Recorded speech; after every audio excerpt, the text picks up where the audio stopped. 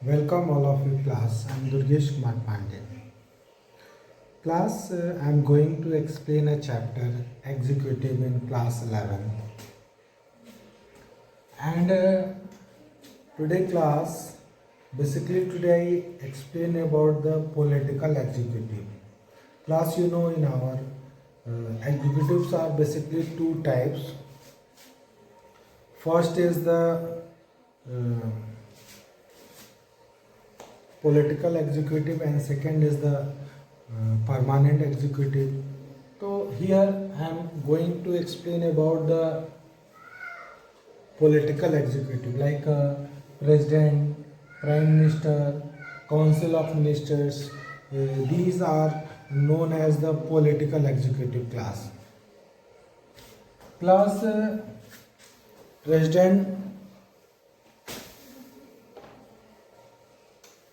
Prime minister and the council of minister, ये तीन आपके हैं class. And these are all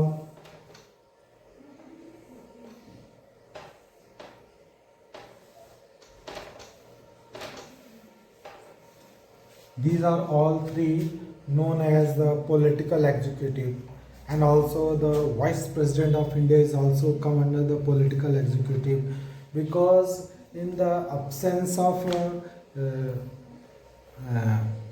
president, अगर प्रेसिडेंट की डेथ हो जाती है या रेजिग्नेशन देता है तो vice president hold the post of president. That is why vice president is also the part of political executive. Class president is known as the chief executive of India class, and the prime minister is political executive, but they have a real power ना, क्योंकि in the parliamentary form of executives there are two type executive. First is the nominal and the second is real. Though president is the nominal head and prime minister and the council of minister is the real head class. So today class we will discuss on this political executive. President, which is the chief executive, and council of minister headed by prime minister is for the support of president के support के लिए है class है. And the real power is under the prime minister and the council of minister. और nominal जो है president है. जैसे हमारे क्लास यूके में देख लो, यूके में क्वीन एलिजाबेथ सेकेंड जो कि क्वीन है, नॉमिनल हेड है. सिमिलरली इंडिया में भी पार्लियामेंट्री फॉर्म ऑफ एग्जीक्यूटिव है, नॉमिनल हेड आपका प्रेसिडेंट है.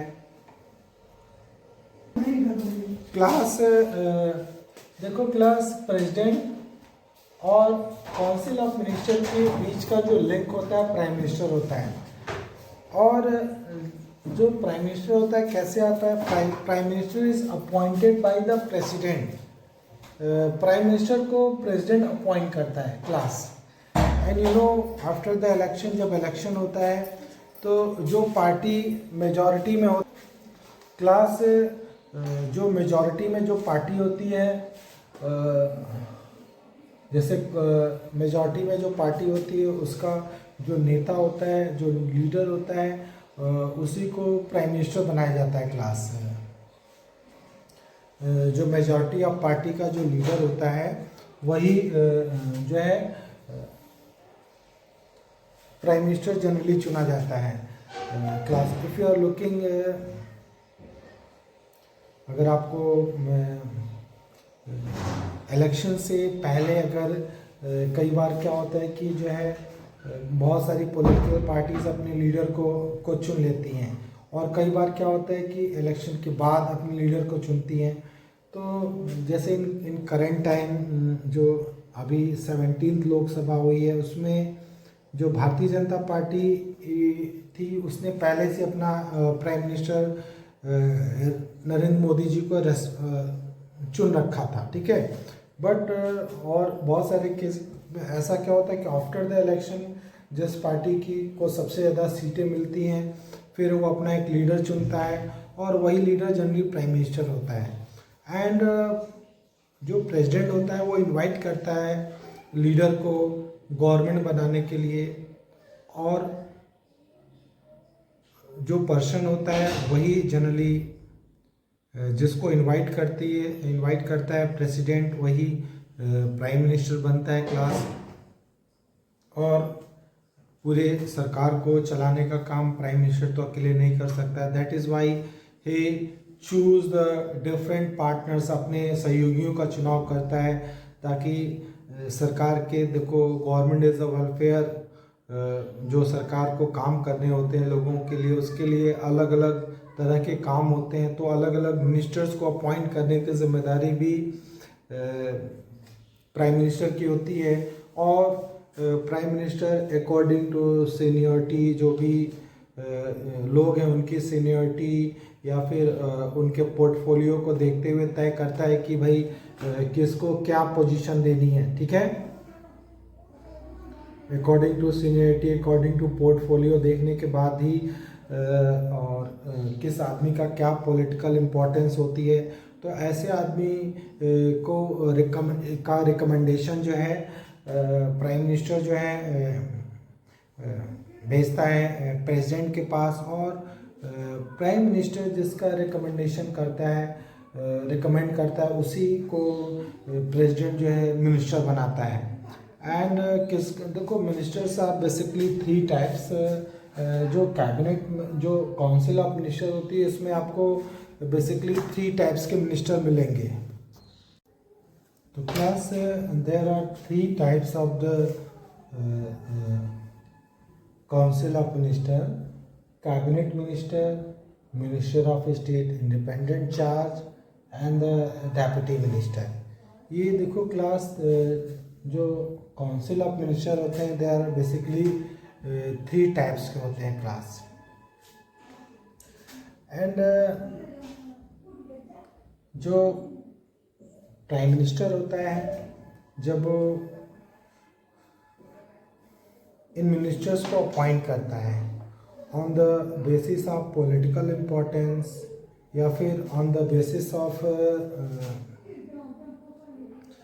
उनकी पॉलिटिकल इम्पोर्टेंस क्या है, या फिर उनका जो है कितनी सीनियरिटी है, उनकी पर्सनल काबिलियत क्या है, इन चीज़ों को देखते हुए prime minister was giving the rank and the portfolio to different ministers, ठीक है, as a cabinet minister or as a minister of state independent charge और डेप्यूटी मिनिस्टर, ठीक है।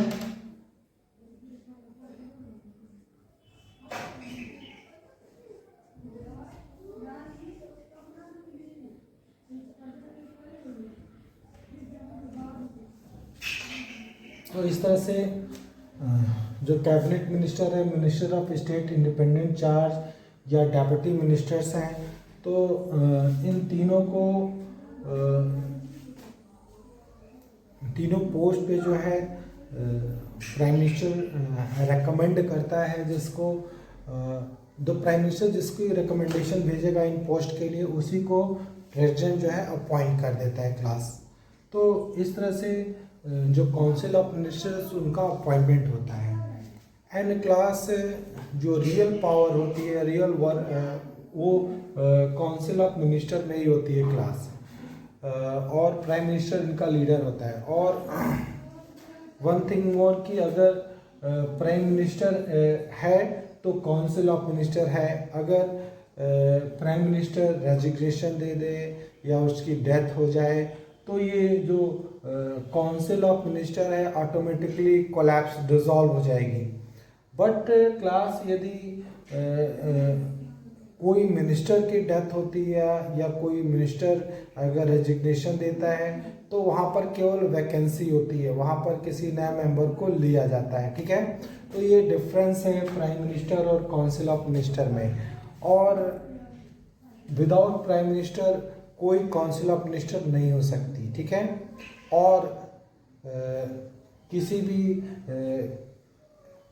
जैसे मंत्री है तो उसको उसके विभागों में, उनके डिपार्टमेंट में बदलाव करना, ठीक है। अगर दो विभागों में, दो मंत्रालय में अगर क्लैसेस हैं तो उसको सॉल्व करना, ये सब प्राइम मिनिस्टर के ड्यूटी है। Prime minister is also chair the meeting of cabinet minister.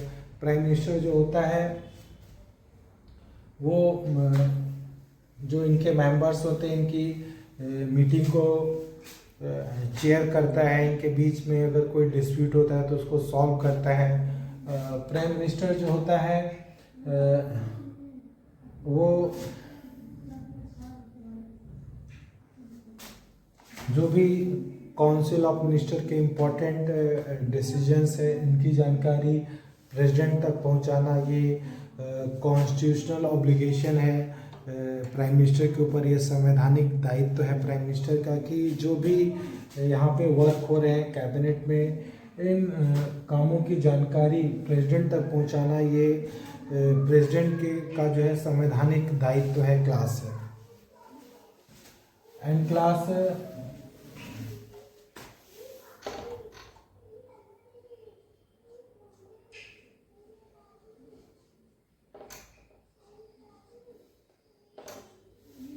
जो एग्जीक्यूटिव है उसमें ये these are the political executive. और अगर प्रेसिडेंट कोई जानकारी मांगता है, कोई इंफॉर्मेशन मांगता है काउंसिल ऑफ मिनिस्टर या सरकार के कामों के बारे में, तो उसको भी प्रेसिडेंट के सामने प्रेजेंट करना ये प्राइम मिनिस्टर की जिम्मेदारी है क्लास। देखिए class, the prime minister act as a link between the council of minister on one hand and the president as well as the parliament one on another। देखो prime minister जो होता है एक तरफ तो काउंसिल ऑफ मिनिस्टर्स की सुनता है, उनको डील करता है, और दूसरी तरफ जो प्राइम मिनिस्टर होता है प्रेसिडेंट और अदर्स को भी डील करता है, उनको देखता है, ठीक है।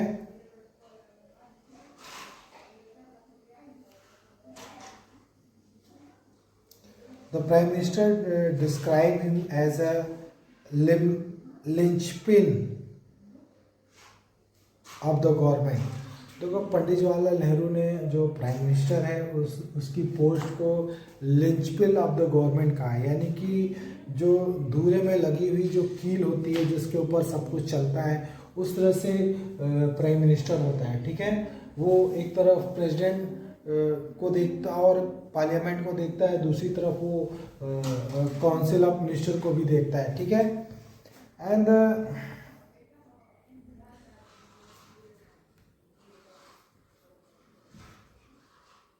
It is the constitutional obligation of the prime minister to communicate to the president all the decision of the council of ministers related to the administration of the affair of union and proposal for legislation। यानी देखो national government जो भी कानून बनाने की सोच रही है या फिर जो नेशनल गवर्नमेंट की जो एडमिनिस्ट्रेटिव वर्क है, ठीक है, जो यूनियन गवर्नमेंट से जुड़े हुए जो एडमिनिस्ट्रेटिव वर्क हैं, इन सारी चीज़ों की जानकारी प्राइम मिनिस्टर प्रेसिडेंट तक पहुंचाता है, और ये उसकी कॉन्स्टिट्यूशनल जो है उत्तरदायित्व है, संवैधानिक उत्तरदायित्व है क्लास।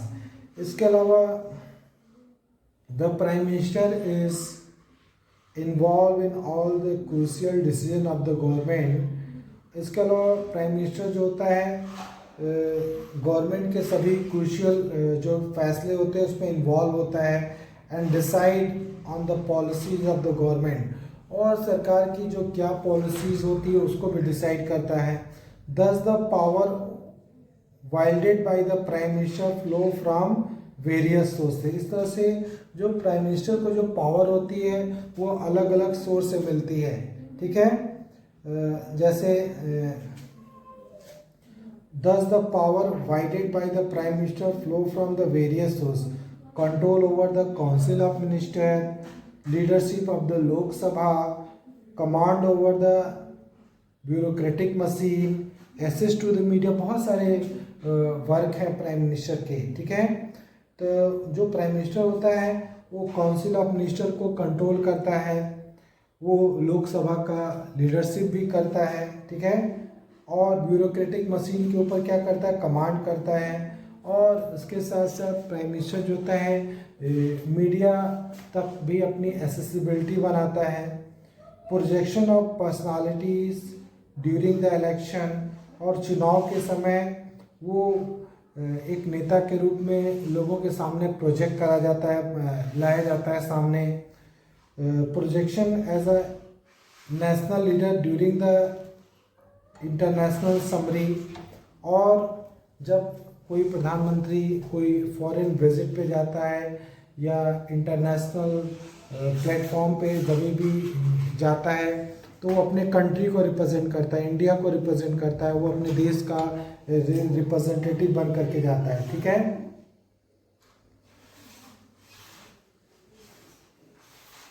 और देखो प्राइम मिनिस्टर जो होता है वो जो ब्यूरोक्रेटिक मशीन है उसके ऊपर भी नियंत्रण लगता है। जो हमारे यहाँ एग्जीक्यूटिव सिस्टम है वो पॉलिटिकल एग्जीक्यूटिव जो होता है परमानेंट एग्जीक्यूटिव को हमेशा ऊपर रखा गया है, और जो परमानेंट एग्जीक्यूटिव होती है उसको पॉलिटिकल एग्जीक्यूटिव की बात माननी पड़ती है, क्योंकि पॉलिटिकल एग्जीक्यूटिव जो होते हैं जनता के प्रतिनिधि होते हैं, जनता ने उनको इलेक्ट करके भेजा होता है। दैट इज़ वाई तो परमानेंट एग्जीक्यूटिव होते हैं उनको पॉलिटिकल एग्जीक्यूटिव की बात सुननी पड़ती है, ठीक है।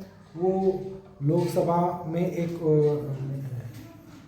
लोकसभा का नेतृत्व भी एक तरह से प्रधानमंत्री करता है, ठीक है। देखो जो भी प्रधानमंत्री के पास पावर है वो उनका इस्तेमाल कैसे करता है, it is also depend upon the कि उसकी पॉलिटिकल सिचुएशन कैसी है, ठीक है। उसको पॉलिटिकल कंडीशन उसकी कैसी है, क्या the position of the Prime Minister and the Council of Ministers has been unaccessible whenever a single party has secured majority in the Lok Sabha। और देखो प्राइम मिनिस्टर और काउंसिल ऑफ मिनिस्टर की जो power होती है वो बहुत ही शक्तिशाली तब हो जाती है जब किसी एक सिंगल पार्टी कोई एक मेजॉरिटी में हो जाए, उसका प्राइम मिनिस्टर हो, उसकी काउंसिल ऑफ मिनिस्टर हो। तो ऐसे केस में जो प्राइम मिनिस्टर होता है काफ़ी पावरफुल होता है क्लास। लेकिन अगर आप देखो कि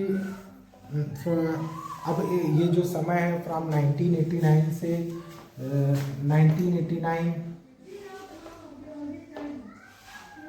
टू 2014 के बीच का जो ये समय है, अब ये समय आप देख रहे हो कि इसमें काफ़ी चीज़ें बदल रही हैं, ठीक है। मोस्ट ऑफ द टाइम जो प्राइम मिनिस्टर है वो कोलिशन गवर्नमेंट से कोलिशन से बिलोंग करता है, और जो कोलिशन होती है उसमें जो प्राइम मिनिस्टर की जो पोजीशन होती है वो उतनी पावरफुल नहीं होती है कि जिसने की एक सिंगल पार्टी की जब मेजॉरिटी होती है। कोलिशन गवर्नमेंट में जो प्राइम मिनिस्टर होता है उसकी स्थिति बहुत ही असहाय होती है। वो कोलिशन गवर्नमेंट कई पार्टीज़ को मिला के बनाया जाता है, तो जब भी प्राइम मिनिस्टर कोई फैसले लेता है तो वो इंडिपेंडेंटली फैसले नहीं ले सकता, वो उसे अपने कोलिशन के मेंबर्स को विश्वास में लेना पड़ता है, उनको मनाना पड़ता है, निगोशिएट करना पड़ता है। और जो जैसे अगर एक सिंगल पार्टी अगर मेजॉरिटी में है तो उसका प्राइम मिनिस्टर काफ़ी पावरफुल होगा, बट लेकिन कोलिशन का जो प्राइम मिनिस्टर होता है उसकी स्थिति बहुत ही वीक होती है। कभी भी नो कॉन्फिडेंस आ जाने से वो सरकार गिर सकती है और प्राइम मिनिस्टर को रेजिग्नेशन देना पड़ सकता है। जैसे क्लास अगर आप यू कैन लुक जो समय था 1996 में, ऐसे ही 1996 टू 1998 इन 2 सालों में 3 प्राइम मिनिस्टर चेंज हुए हैं, बिकॉज विद इन 2 ईयर जो प्राइम मिनिस्टर किसी भी सिंगल पार्टी को मेजॉरिटी नहीं थी, जैसे भारतीय जनता पार्टी जो है डोमिनेंट सिंगल लार्जेस्ट पार्टी थी, लेकिन मेजॉरिटी उसके पास नहीं थी, 180 सीट थी केवल, तो 181 सीट्स पे सरकार बनाना पॉसिबल नहीं था। तो कोशिश किया कोalition बनाने का, लेकिन नाकाम रहा। तो फिर कई पार्टीज़ की कोalition बनी, वो भी टिक नहीं पाई, और प्राइम मिनिस्टर HD देवेगौड़ा को कुछ कोलेशन की जो मेंबर थे उनके टकराव होने की वजह से रेजिग्नेशन देना पड़ा। फिर अगेन IK गुजराल को प्राइम मिनिस्टर चुना गया, एंड सेम उनको भी प्रॉब्लम्स झेलने पड़े और अल्टीमेटली उनको भी रेजिग्नेशन देना पड़ा। तो विद इन 2 या 3 प्राइम मिनिस्टर चेंज हुए। तो कोलिशन गवर्नमेंट होती है तो प्राइम मिनिस्टर लाचार होता है, बेबस होता है, वो अपने पावर का बेस्ट यूज़ नहीं कर सकता। इट इज़ डिपेंड, वो पूरी तरह से जो कोलिशन के जो पार्टनर्स हैं उन पर डिपेंड करता है, उनसे पूछ के फैसले लेता है। तो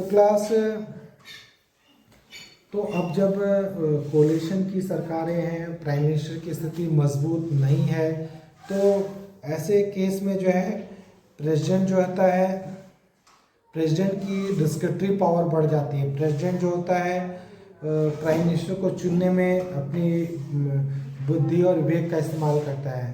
प्राइम मिनिस्टर जब कोलिशन गवर्नमेंट का होता है, जब कोलिशन की सरकारें होती हैं, तो प्रेसिडेंट ये देखता है कि कौन सी पार्टी ऐसी है जो सरकार बना सकती है।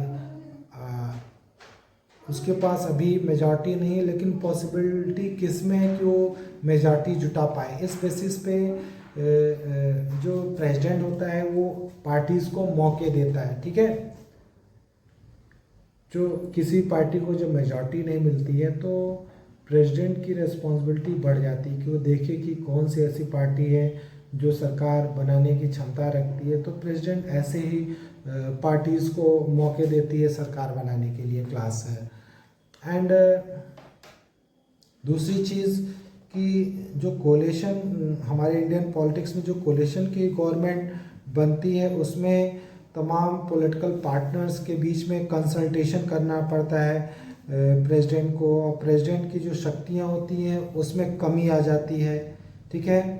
और पहले जो प्राइम मिनिस्टर को तमाम जो प्रिविलेजेस मिले होते थे वो कोलिशन गवर्नमेंट में उसको नहीं मिलते हैं, ठीक है। जैसे किस मंत्री को कौन सी रैंक देनी है, क्या पोर्टफोलियो देना है, इस मामले में प्रधानमंत्री के हाथ बंध जाते हैं, ठीक है।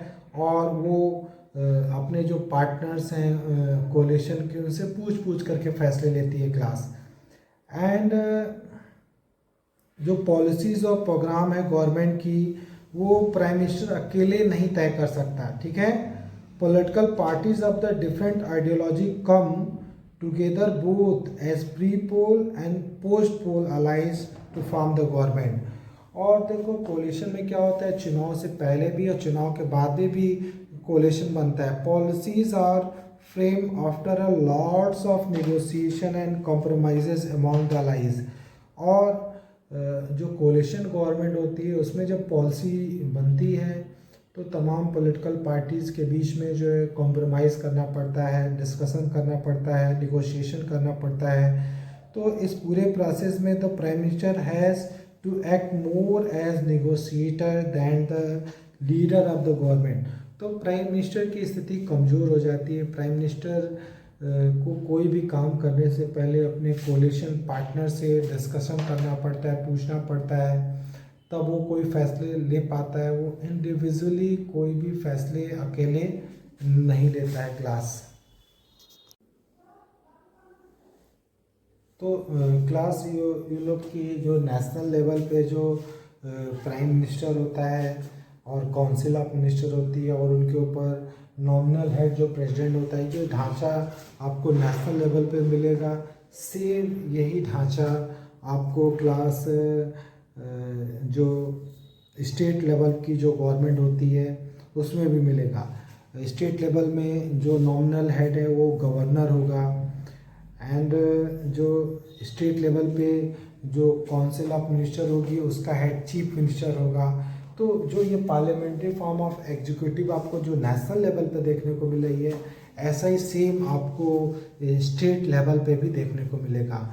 स्टेट में governor is the nominal head and the council of minister headed by chief minister is the real head. तो सेम जो नेशनल लेवल में है वही स्टेट लेवल में भी आपको चीज़ें दिखेंगी क्लास।